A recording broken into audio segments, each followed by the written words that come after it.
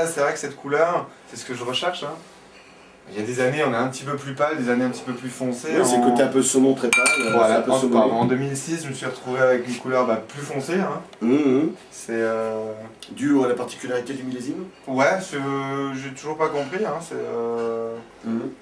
C'est des années, ça donne telle couleur ou une autre. C'est jamais la même hein, en rosé. Déjà que je suis un peu daltonien. Ouais. On peut dire que la nature est toujours la patronne. C'est elle qui décide. Ouais. Vous millésimez donc les créments? Non, j'ai millésime pas. Hein. Oui, d'accord. Un peu question de simplicité, mais ça c'est le 2008. D'accord. J'ai mis en vente là. Donc je suis en rotation très rapide parce que c'est quelque chose qui marche très bien. En restauration, les clients particuliers, hein, c'est vrai que c'est très... Le crément c'est à la mode parce que les gens ont quand même changé leur consommation de vin. D'accord. Quand on voit, même moi quand j'invite 15 copains pour faire une bonne bouffe, on va boire pas mal de créments à l'apéritif en attendant que les derniers arrivent. Et après on aura un petit peu moins soif dans le repas. On va toujours boire même si la plupart travaillent dans le vin. Mais c'est vrai que ça... Et c'est une tendance générale, hein. Vous regardez autour de vous, on va boire beaucoup plus à l'apéritif et moins dans le repas. C'est indéniable. Bien fait, hein, c'est un joli fruit.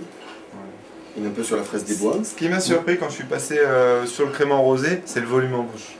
Je m'attendais avec le rosé à avoir quelque chose de plus très sec, plus léger. De sec un peu bois. Mais le volume du pinot noir, donc là j'ai un dosage, c'est pas du zéro dosage. Hein. Je suis à dosage, je sors avec 6 grammes de sucre résiduel là-dessus. Parce qu'en dessous, le corps du pinot noir est très présent. Quoi. Ouais. Donc faut arrondir un peu les ongles avec le pinot noir hein, quand on est en rotation rapide. Hein. Je m'y attendais pas. Hein. En blanc, je suis en dessous des 3 grammes de sucre, donc je suis très peu dosé en blanc. D'accord. Avec l'Auxerrois, ça permet d'avoir quelque chose de très digeste, très léger. Mais le volume du pinot noir, ça demande un petit peu plus de rondeur. Hein. C'est très agréable en tout cas. Hein. Ouais. On est vraiment sur un très beau fruit. Quelque chose d'expressif avec un beau volume en bouche. Très fraise des bois, tant en nez qu'en bouche. Il y a une parfaite corrélation entre le nez et la bouche. Donc on est sur un joli produit avec une très jolie rétro-olfaction. Bien foutu. Ouais. On mettrait ça avec quoi alors? À l'apéritif. Apéritif, hein.